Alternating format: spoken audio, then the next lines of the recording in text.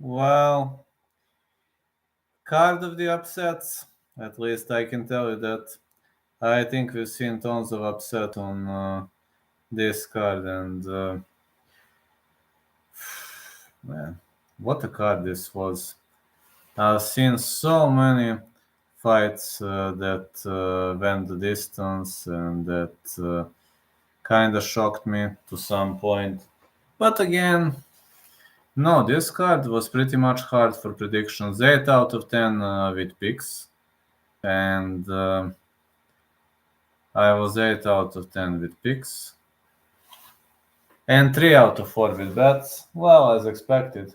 I mean, as expected, didn't go well. Didn't go well because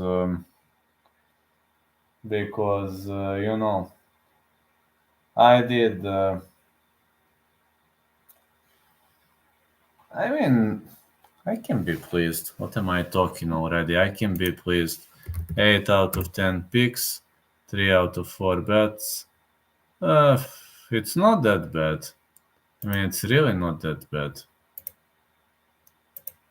It is really not that bad score. Overall, I'm just saying, well, 8 out of 10 picks, 3 out of 4 bets. I will break down every single fight right now.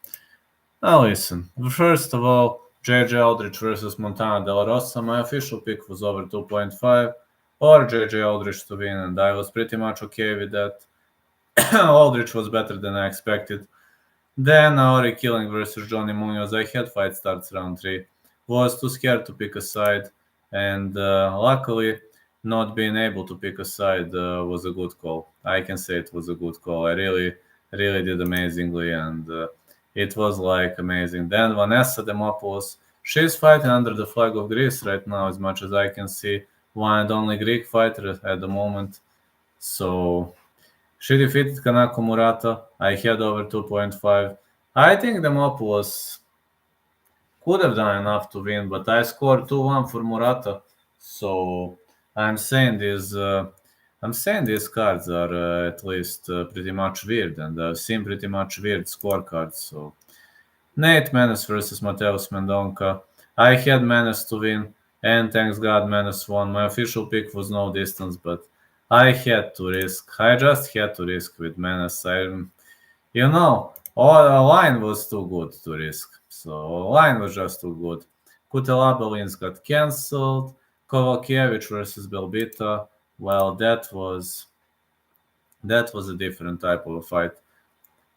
They were standing and banging, and Karolina Kovalkiewicz kind of shocked me. Thanks God I had over 2.5, but Kovalkiewicz pretty much shocked me with her appearance and with her performance. I can only say that Kovalkiewicz did an amazing job and pretty much shocked everybody who was watching the whole fight card. And yeah, she won. I know she was the favorite, but she literally outboxed the former world kickboxing champion. Bilal Gale defeated Alexander Hernandez. I also had fight starts round 3. It was a good technical pick. Because picking a side here would have been close to a murder, as I knew that Bilal Gale is a cardio god, and I knew that he was gonna edge his opponent out. So I knew that was going to happen. I knew that was meant to be, and luckily, my picks were pretty much on point. And Drew Dober also knocked out Ricky Glenn, and I said like 7 out of 7. I could fish for a clean sweep. But you know which is the golden rule. Don't get overconfident. Don't get overconfident. If you get overconfident, it's gonna ricochet over your head. And next, Joaquin Buckley versus Alex Morono. I had fight not going the distance, and fight went the distance. Morono can really take a beating. I mean, that guy can really take a beating. I was actually shocked with how much beating he took, and I was actually surprised with everything he survived and with everything that happened along the way. I said to myself, man, what is this guy made of? No, really, what is this guy made of? I was really wondering what is this guy made of and how is he so impressively tough. I didn't have a way to prove where did his toughness came from, but the guy is obviously tougher than he looks.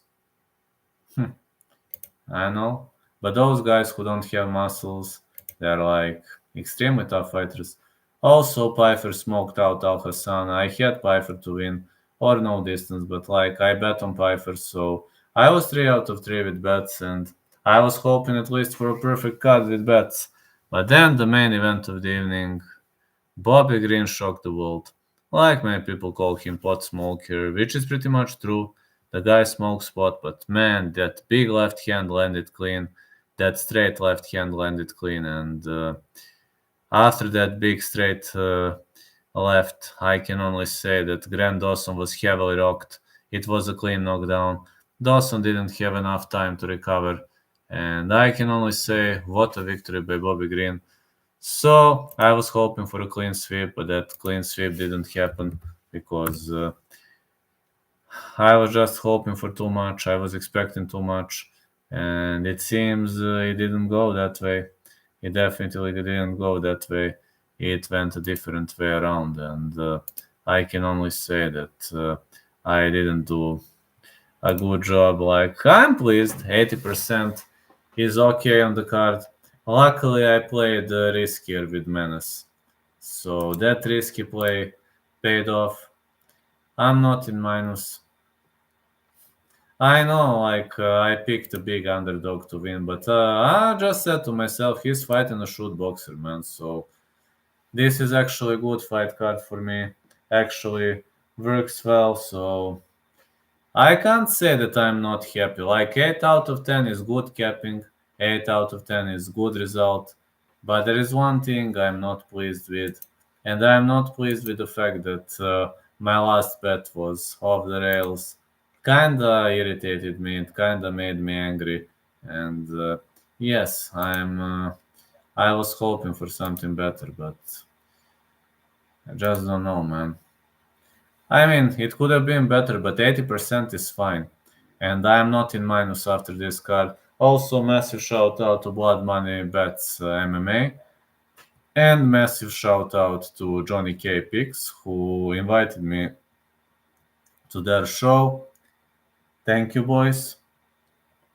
You are very welcome with inviting me to your show. Thank you. And I'm hoping we are going to continue cooperation in the future. And yeah, well, it was an okay card. And just for the end, I have to say one thing. Suck it, Johnny K. Ha ha ha ha ha. Just joking around. Catch you.